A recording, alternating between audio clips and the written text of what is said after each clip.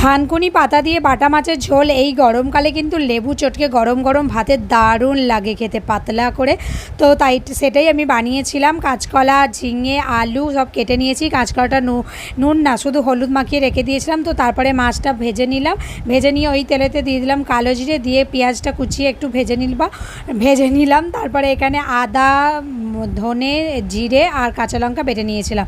তারপর সব সবজি একসাথে দিয়ে ভালো করে নুন হলুদ দিয়ে ভেজে নেবো। তারপর টমেটো কুচিটা দিয়ে দিলাম, দিয়ে আদা রসুনের পেস্টটাও দিয়ে দিলাম, দিয়ে ভালো করে নাড়াচাড়া করে মিক্সির জারটা ধুয়ে জলটা দিয়ে দিলাম, দিয়ে আরেকটু নাড়াচাড়া করে দিয়ে দিলাম কাঁচকলাগুলো দিয়ে তারপরে ওর মধ্যে গরম জল দিয়ে ভালো করে ফুটিয়ে নেবো। নিয়ে সব যখন অনেকটা সিদ্ধ হয়ে আসবে তখন দিয়ে দেবো থানকুনি পাতা আর ভেজে রাখা মাছটা। তো ওটা দিয়ে গ্যাসটা সিম করে আরও 5-7 মিনিট ফুটিয়ে নিলেই কিন্তু রেডি হয়ে যাবে থানকুনি পাতা দিয়ে গরম গরম বাটা মাছের ঝোল। লেবু দিয়ে কিন্তু গরম ভাতে দারুণ খেতে লাগবে।